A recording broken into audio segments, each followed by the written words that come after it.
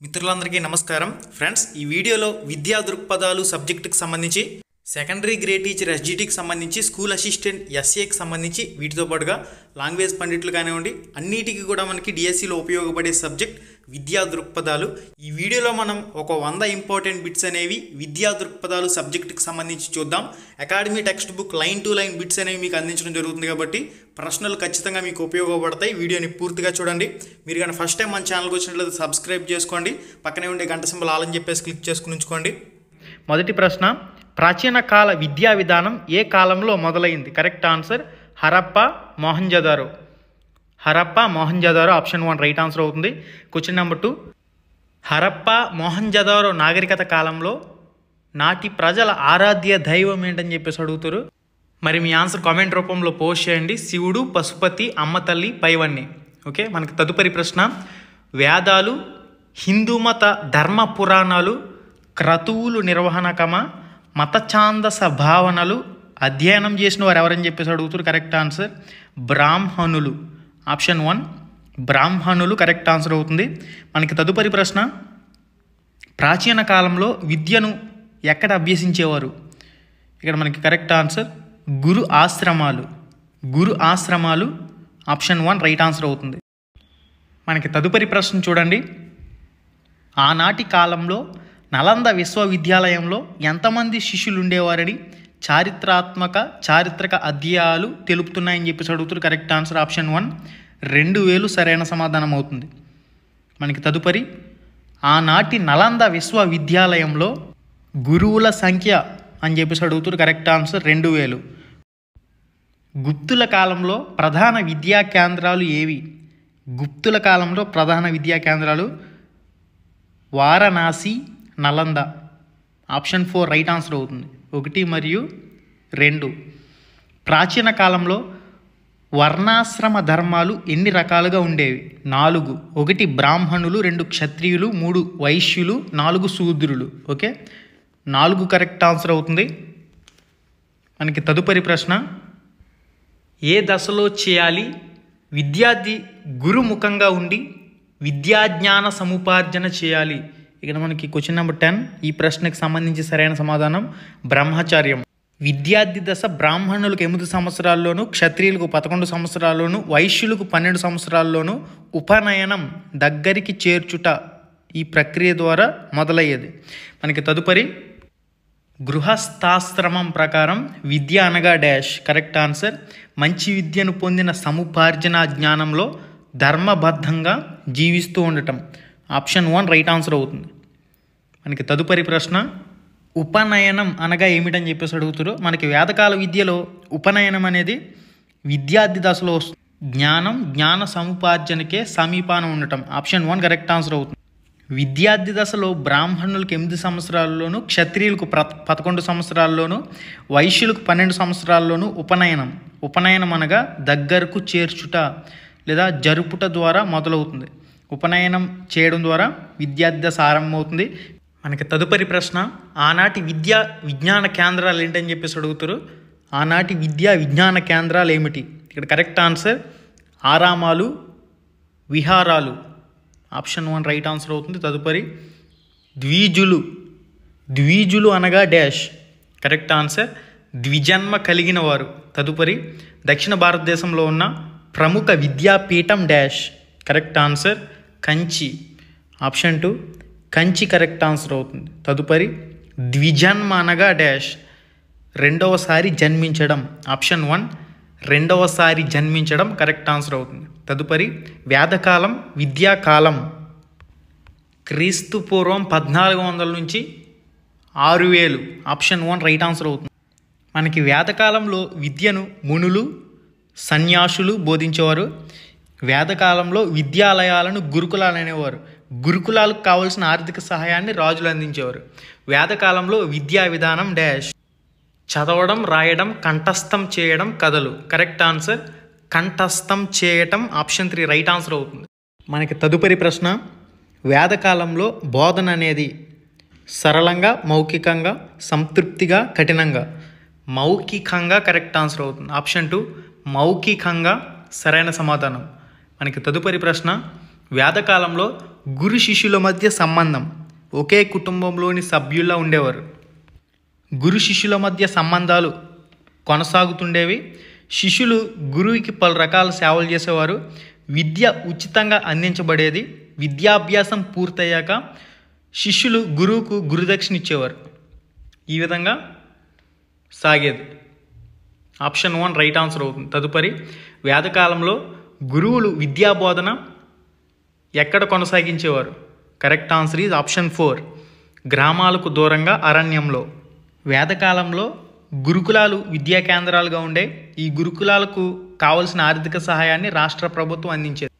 బౌద్ధ విద్యా విధానం ప్రధాన లక్ష్యం మోక్షం. కరెక్ట్ ఆన్సర్ ఆప్షన్ 1 మోక్షం సరైన సమాధానం అవుతుంది. బౌద్ధ కాలంలో విద్యార్థి ప్రాథమిక విద్యాభ్యాస కార్యక్రమం దేనితో ప్రారంభమవుతుంది? ప్రాథమిక విద్యాభ్యాసంలో భాగంగా 8 సంవత్సరాల వయసు గల విద్యార్థులు విద్యా సంస్థల్లో ప్రవేశానికి అర్హులు. ఈ విద్యార్థి దశను పబజ్జాని వ్యవహరించేవారు. వీరంతా విరాహాల్లో మఠాల్లో విద్యను అభ్యసించేవారు.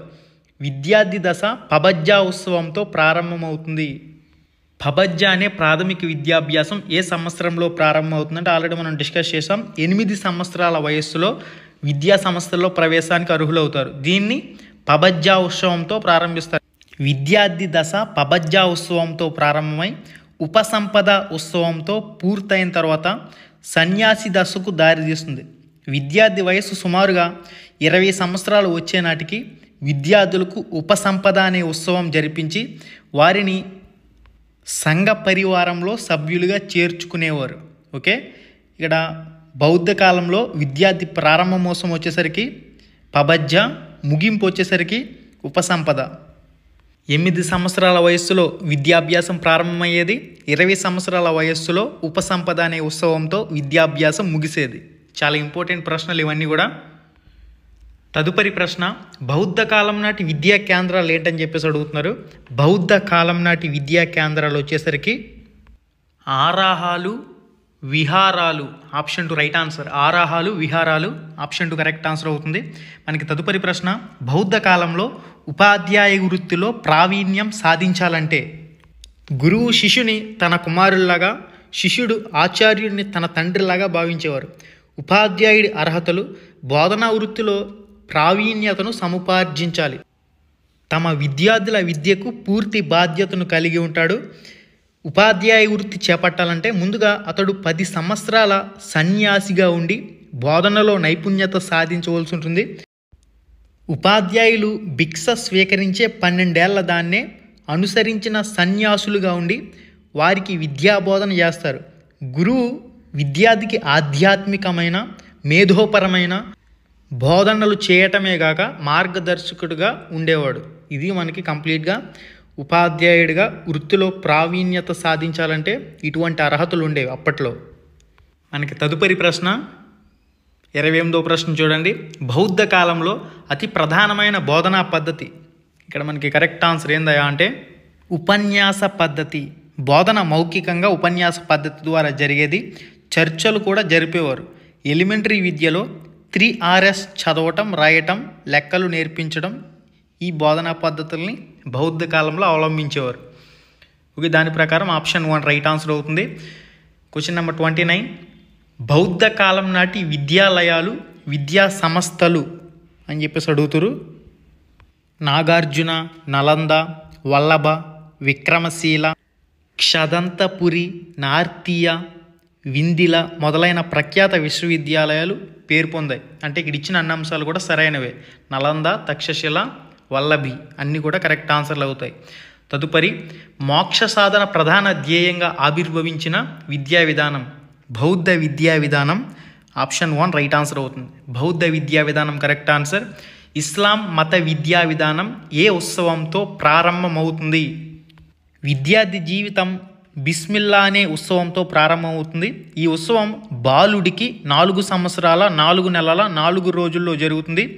మౌల్వి అనే మత పెద్ద ద్వారా విద్యాబోధన జరిగేది.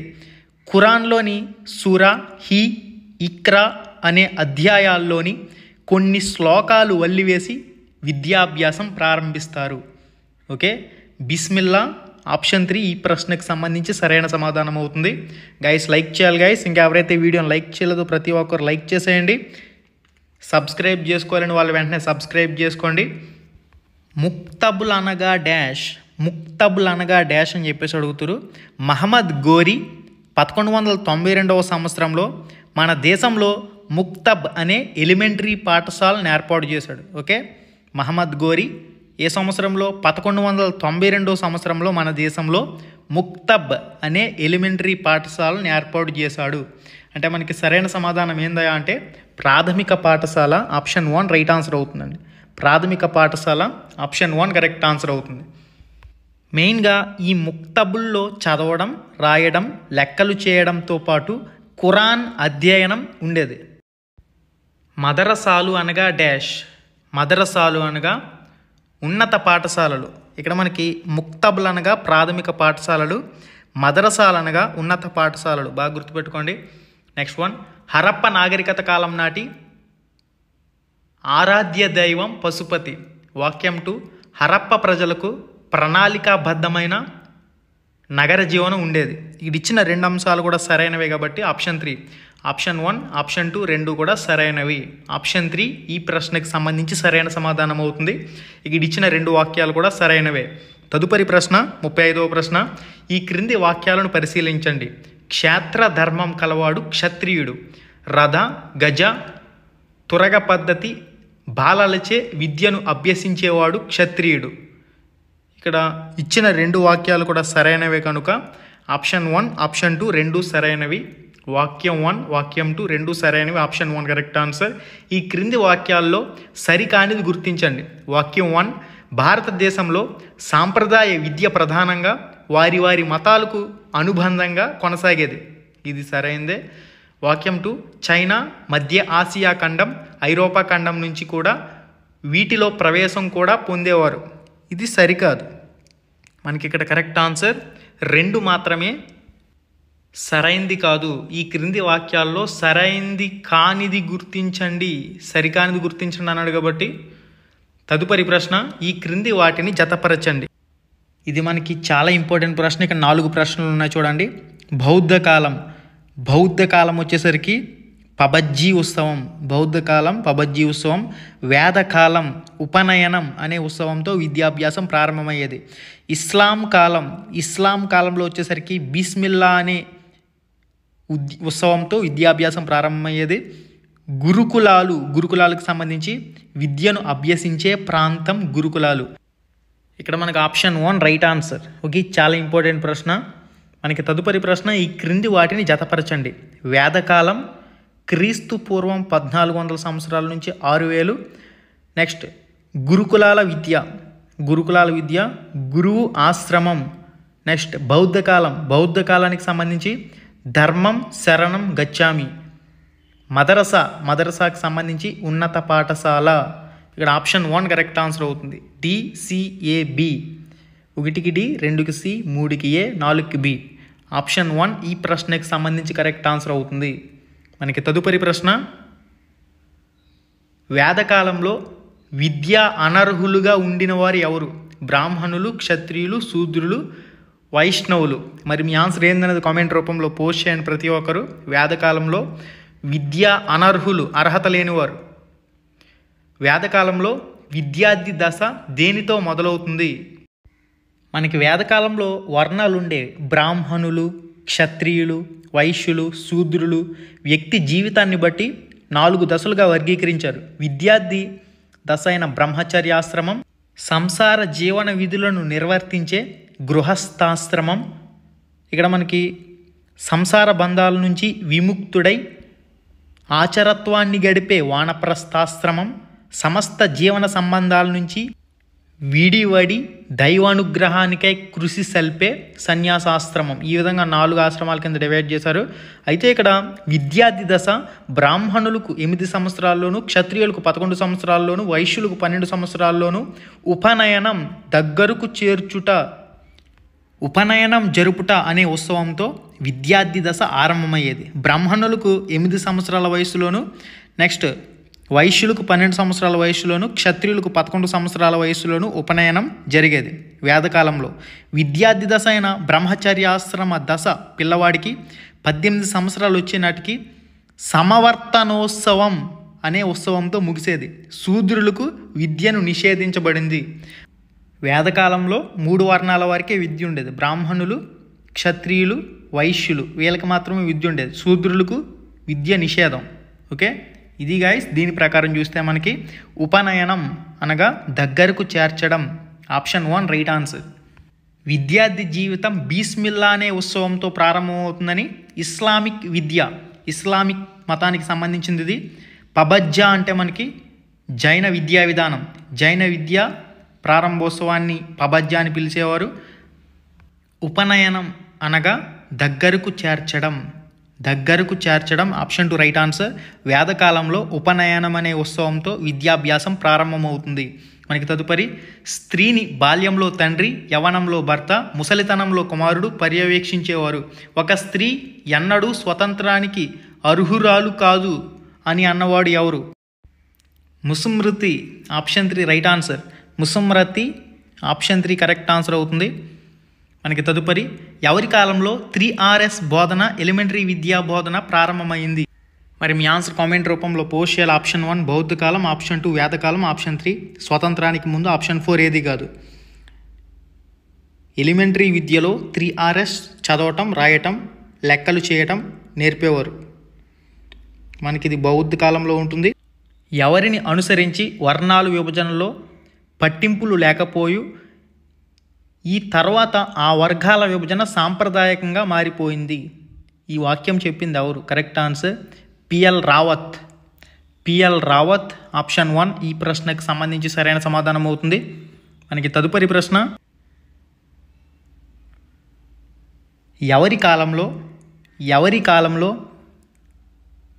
విద్యామానికంగా తాళపత్రాలు బోధనా పత్రాలపై లిపి రూపంలో శ్లోకాలను రాయడం ప్రారంభమైంది? ఇక్కడ మనకి కరెక్ట్ ఆన్సర్ బౌద్ధ కాలం. ఎవరి కాలంలో విద్యామానికంగా తాళపత్రాలు, బోధనా పత్రాలపై లిపి రూపంలో శ్లోకాలను రాయటం ప్రారంభించారు? బౌద్ధ కాలం కరెక్ట్ ఆన్సర్. ఈ క్రింది వాటిలో విద్యార్థులు సమగ్ర వికాసానికి ప్రాధాన్యత ఇవ్వబడిన కాలం ఏమిటి?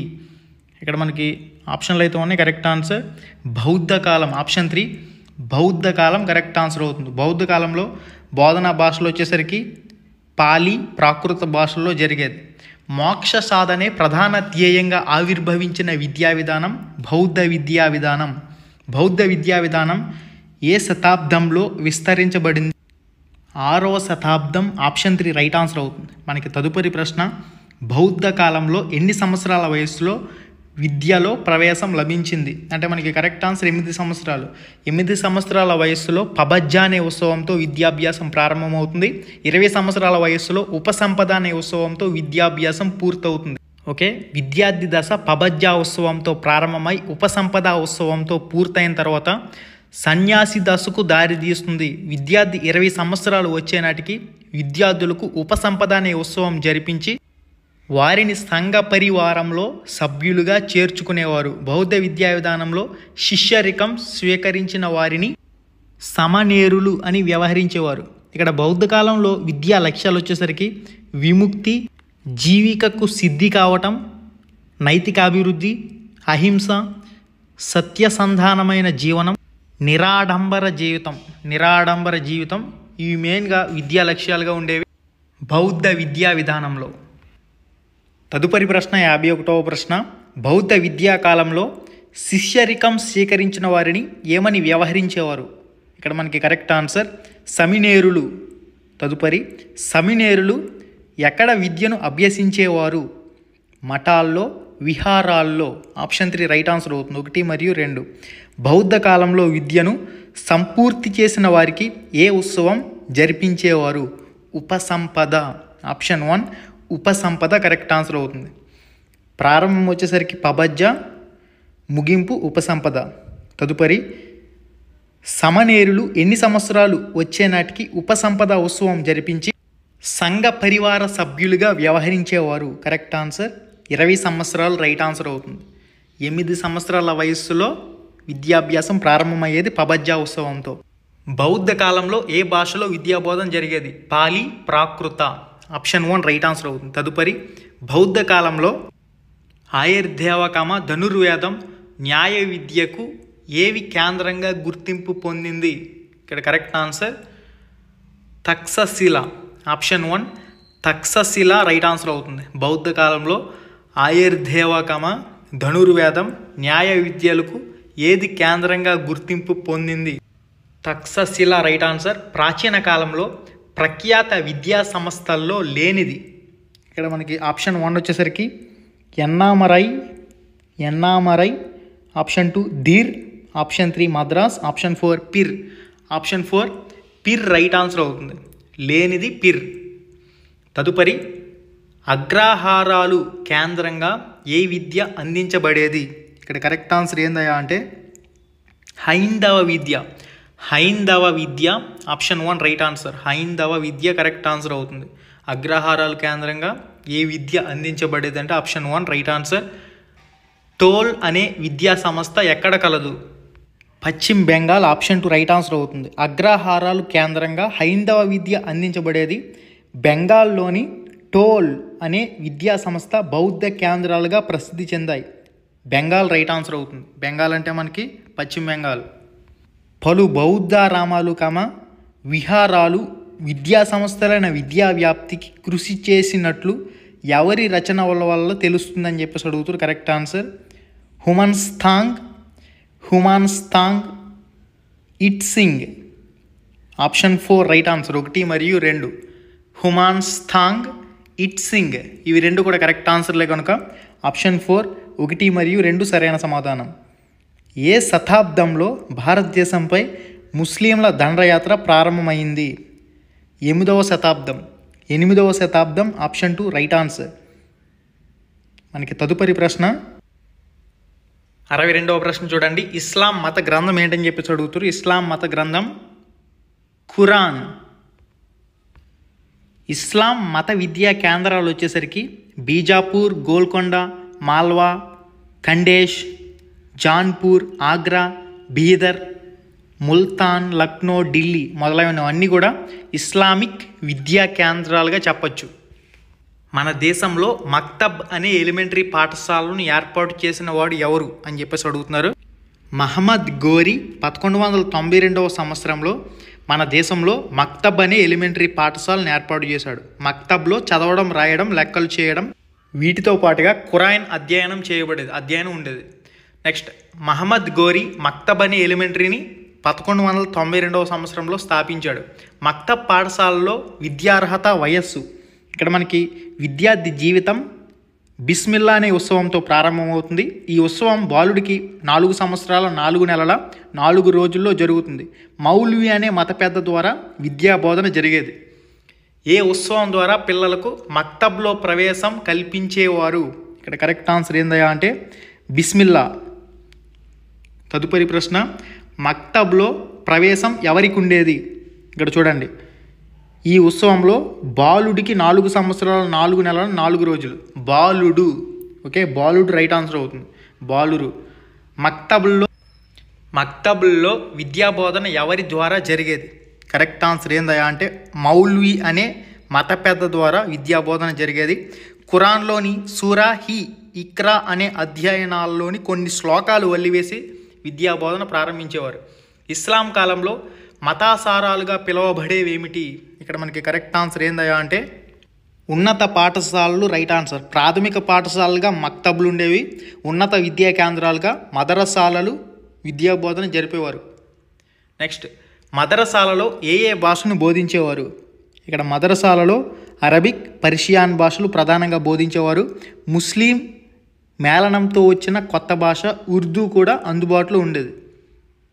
ఓకే, ఇక్కడ మనకి కరెక్ట్ ఆన్సర్ ఏందయ్యా అంటే ఆప్షన్ 4 అవుతుంది.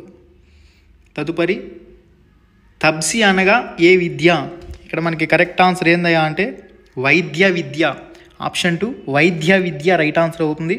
మనకి తదుపరి ప్రశ్న రియాడి అనగా ఏ విద్య? రియాడి అనగా విజ్ఞాన శాస్త్రం. ఆప్షన్ 2 విజ్ఞాన శాస్త్రం కరెక్ట్ ఆన్సర్ అవుతుంది. రియాడి. తదుపరి ప్రశ్న ఇలాహి అనగా అర్థం.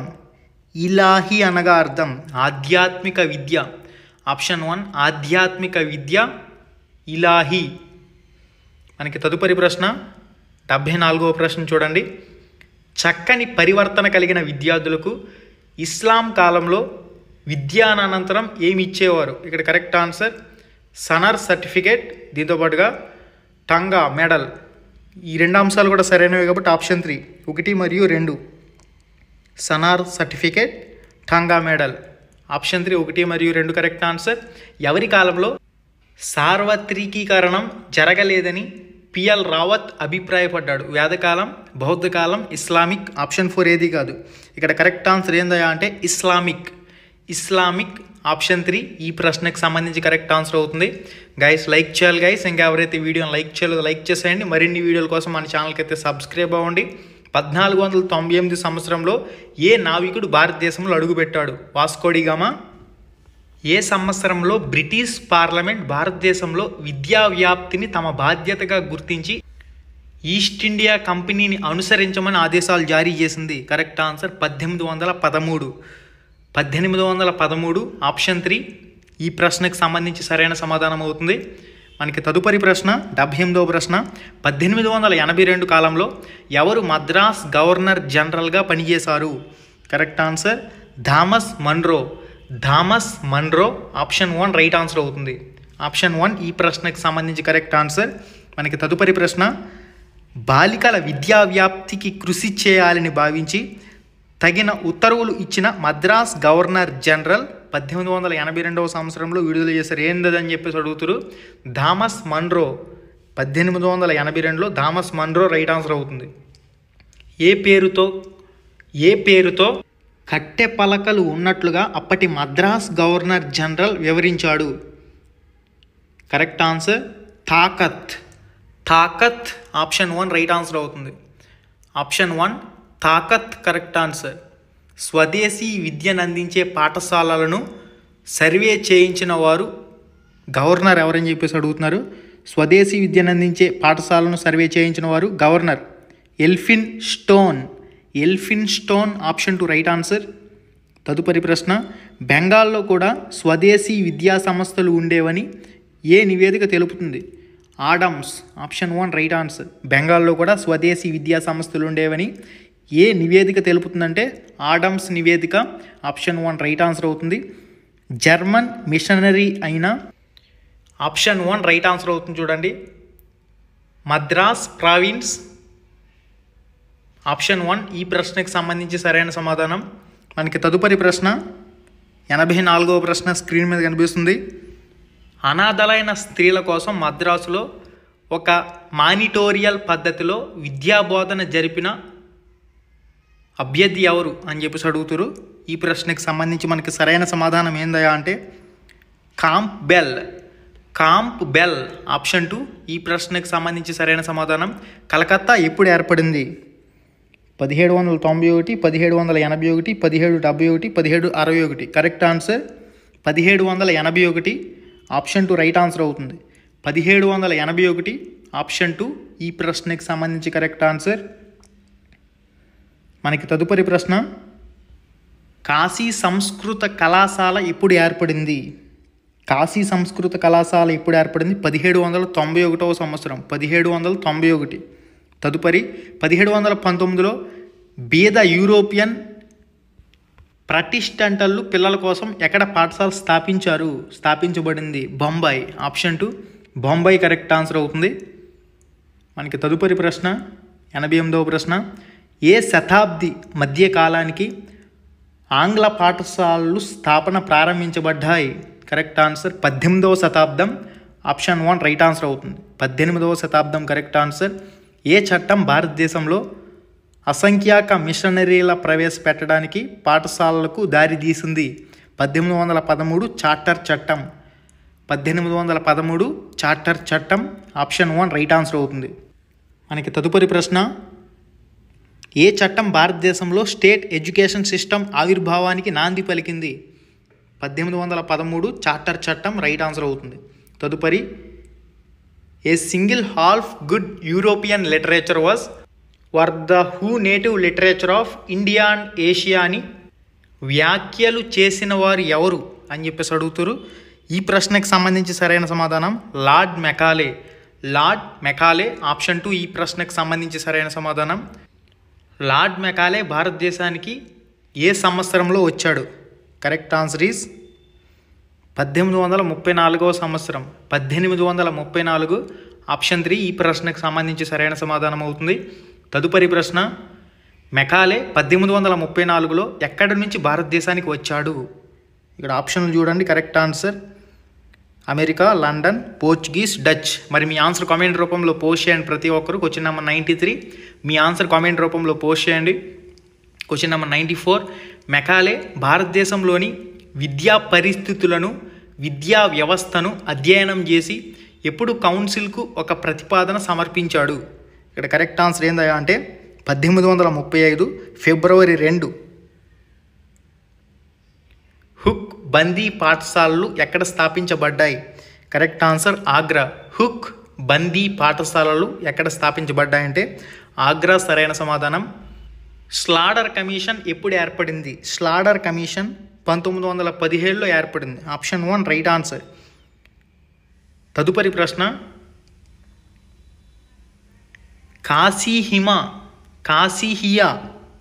కాశీహియా విశ్వవిద్యాలయం ఎప్పుడు స్థాపించబడింది?